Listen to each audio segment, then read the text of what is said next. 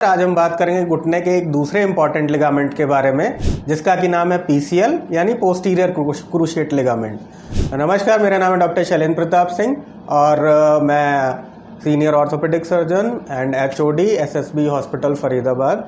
पिछले video topics में हमने डिस्कस किया लिगामेंट इंजरी जो एसीएल था उसके बारे में और मेनिस्कस के बारे में जो एक कार्टिलेज की पैड होती है हमारी नी के अंदर। आज हम डिस्कस करेंगे एक दूसरे इंपॉर्टेंट लिगामेंट के बारे में जो कि second most commonly injured ligament है घुटने में, जिसको कि हम बोलते हैं पोस्टीरियर क्रूशिएट लिगामेंट। काम क्या है इस लिगामेंट का और कैसे इंजरी होती है? तो बेसिकली जैसे एसीएल हमारे घुटने को मूवमेंट के दौरान हमारे पैर को घुटने से आगे जाने से रोकता है, वैसे ही पीसीएल मूवमेंट के दौरान हमारे घुटने को पीछे से स्टेबिलिटी प्रोवाइड करता है ताकि हमारा लेग पीछे की तरफ ना भागे। और ये सारे ही लिगामेंट ये आगे और पीछे की स्टेबिलिटी प्रोवाइड करने के अलावा रोटेशनल स्टेबिलिटी भी प्रोवाइड करते हैं ताकि आपका पैर घूम ना जाए अचानक से कहीं इस पर जोर पड़ने से। तो क्या ऐसा होता है, किस तरह की इंजरीज होती हैं जिनमें ये हमारा फ्रैक्चर हो जाता है हमारा लिगामेंट या इसको इंजरी हो जाती है? तो एक तो या तो कोई फॉरवर्ड प्रेशर या थ्रस्ट बहुत ज़ोर से लगे तो इसमें इंजरी हो सकती है, और सेकंड जो मोस्ट कॉमन जो मोड ऑफ इंजरी है वो है ट्विस्टिंग इंजरी।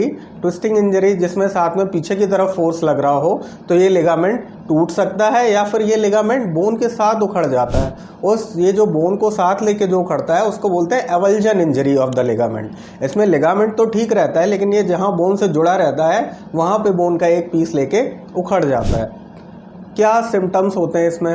एसीएल ज़्यादातर पेनलेस होता है लेकिन पीसीएल में किसी किसी लोगों को पैर के पीछे के हिस्से में दर्द भी महसूस होता है। और दूसरा जो किसी भी लिगामेंट टूटने की वजह से जो मोस्ट कॉमन सिम्टम है वो है feeling of giving way, instability, कि हमारा पैर जो है उसमें बैलेंस नहीं बन रहा है, हमें ऐसा लगता है कि ये घूम जाएगा, हम गिर जाएंगे। और ज़्यादातर ऐसा तब होता है जब हम स्टर्नस एक्टिविटी कर रहे हो, रनिंग करने की कोशिश कर रहे हों या अनइवन सरफेस पे तेज़ चलने की कोशिश कर रहे हों, तो उस समय इस तरह की परेशानियां देखी जाती हैं।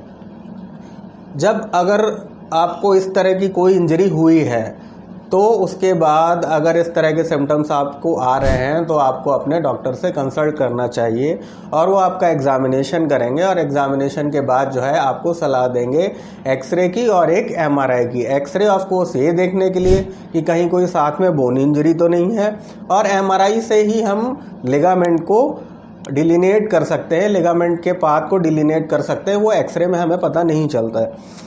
तो एमआरआई में अगर लिगामेंट टियर होता है तो हमें पता चल जाता है कि इसमें लिगामेंट टियर है। और लिगामेंट टियर जैसे पीसीएल का है, एसीएल की तरह ये भी लिगामेंट टियर जो होता है ये ऑपरेटिव होता है। इसमें कंजर्वेटिव ट्रीटमेंट यानी कि लिगामेंट अपने आप जुड़ जाएगा, इस तरह की संभावनाएं ना के बराबर होती हैं, इसलिए इसको भी ऑपरेट करते हैं। क्या होगा अगर हम लिगामेंट को ऑपरेट ना करें और इसको वैसे ही छोड़ दें? तो ये इंस्टेबिलिटी हमेशा बनी रहेगी, कभी कभी हमें पता चलेगा, और जो माइक्रो मूवमेंट्स होते हैं, जो माइक्रो मूवमेंट पीछे की तरफ हो रहे हैं वो हमें पता भी नहीं चलेंगे। तो इससे होता क्या है कि जोड़ जो है आगे चल के धीरे धीरे करके ख़राब हो जाएगा, जिसको हम बोलते हैं जॉइंट में आर्थराइटिस हो गया। और आर्थराइटिस का ट्रीटमेंट रिप्लेसमेंट होता है, तो उससे बचना है अगर हमें तो ये लिगामेंट को हमें ठीक करना ही पड़ेगा। तो जैसे कि मैंने पहले बताया कि दो तरह की इंजरी हो सकती है, या तो लिगामेंट पूरी तरह से टियर हो गया है या फिर लिगामेंट बोन को साथ लेके उखड़ गया है।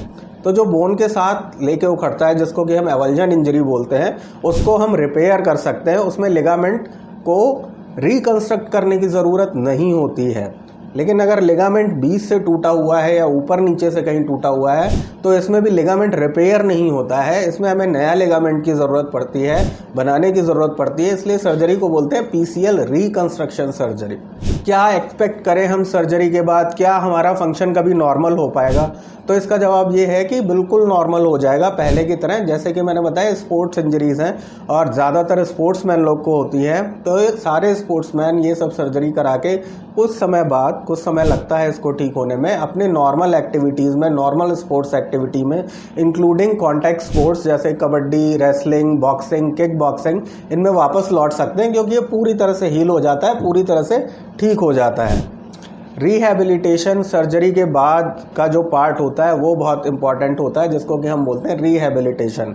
क्योंकि सर्जरी करने से लिगामेंट तो ठीक हो जाएगा, लेकिन जो जॉइंट है उसके आसपास की जो मसल्स हैं वो कमज़ोर हो जाती है पैर के कम यूज़ होने की वजह से। तो एक्सरसाइज बहुत ही ज़्यादा इंपॉर्टेंट होती है। तो सर्जरी के बाद मोस्ट इम्पॉर्टेंट एस्पेक्ट जो है वो है एक्सरसाइज। अगर आप अपनी प्रीवियस एक्टिविटी पे लौटना चाहते हैं, अगर आप एक्सरसाइज नहीं करेंगे तो प्रीवियस एक्टिविटी पे लौटना मुश्किल हो जाएगा, क्योंकि जो थाई की मसल्स होती हैं वो बहुत ज़्यादा स्ट्रांग मसल्स होती हैं, और उनमें अगर हम एक्सरसाइज नहीं करेंगे तो जो वीकनेस है मसल्स की वो कभी ठीक नहीं हो पाएगी। और जो पेशेंट होते हैं उन्हें ये लगता है कि पैर में कुछ अलग है, पैर जो है नॉर्मल पैर के मुकाबले में कमज़ोर लग रहा है, और उसमें वो बात नहीं है जो पहले थी। तो अगर वैसी बात चाहिए जो इंजरी से पहले थी, तो सर्जरी अच्छी होने के साथ साथ हमें भी अपनी तरफ से पूरी मेहनत करनी होती है एक्सरसाइज में, ताकि हम प्रीवियस एक्टिविटी पे रिटर्न कर सकें। जो हमारी एक्सपेक्टेशंस हैं कि नॉर्मल नहीं होना चाहिए हमारा जैसे पहले था, उस पर हम लौट सकते हैं। इसके लिए दोनों चीज़ों की ज़रूरत है कि हमारी इंजरी जो है वो अच्छे से रिपेयर हो जाए, साथ में हमारी मसल्स की पावर भी गेन हो जाए, जो कि सिर्फ मेहनत से ही ठीक होगा। उसके लिए सिर्फ सर्जरी से फ़ायदा नहीं होगा।